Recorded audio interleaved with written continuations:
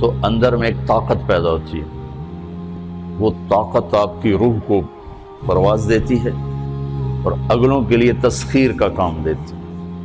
اور اگر آپ پھٹ گئے تو بم کے پھٹنے سے کیا ہوتا ہے؟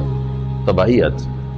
جب آپ پھٹیں گے یا میں پھٹوں گا تو معاشرے میں تباہی آ جائے گی۔ تو اس کے لیے آپ دو چیزوں کا اہتمام فرمائیں۔ ایک، اپنی زبان کی حفاظت فرمائیں۔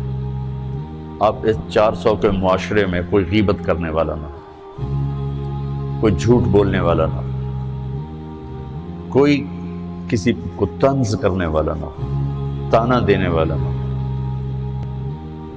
ایسی بات جو کسی کے دل پہ جا کے چوٹ مارے، اس سے آپ اپنی زبان کو صاف کر لیں۔ کبھی اس پہ قابو پا سکیں گے، کبھی نہیں، کبھی رہ جائے گا، کبھی ہو جائے گا۔ تو جب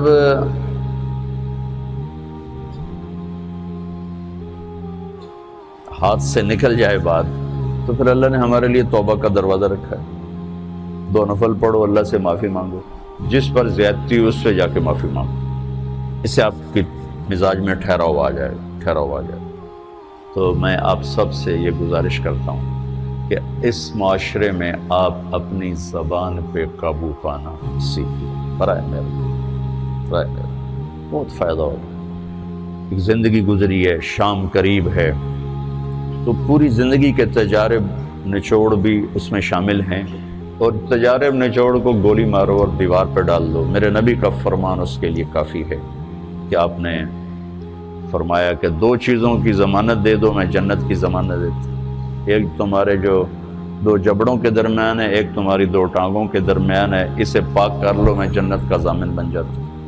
اور معاذ بن جبل سے فرمایا کہ تمہیں پورے دین کا نچوڑ بتاؤں؟ کہ جی کیا؟ تو آپ نے اس حدیث کو میں نے پتہ نہیں ہزاروں لاکھوں دفعہ بیان کر دیا ہے، اور ہر دفعہ بیان کیا ہے کہ اچھا یہ ایسے کر کے کیوں فرمایا؟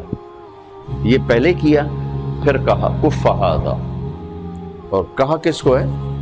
جن کے بارے میں آتا ہے کہ اس امت کے علماء کا جھنڈا قیامت کے دن معاذ بن جبل کے ہاتھ میں ہوگا۔ اتنے بڑے تو 18 ہجری میں انتقال ہوا۔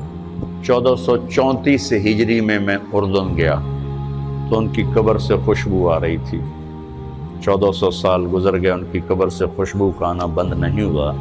اتنے بڑے آدمی کو کیسے سمجھایا؟ بچے کی طرح کہ معاذ اس زبان کے قابو۔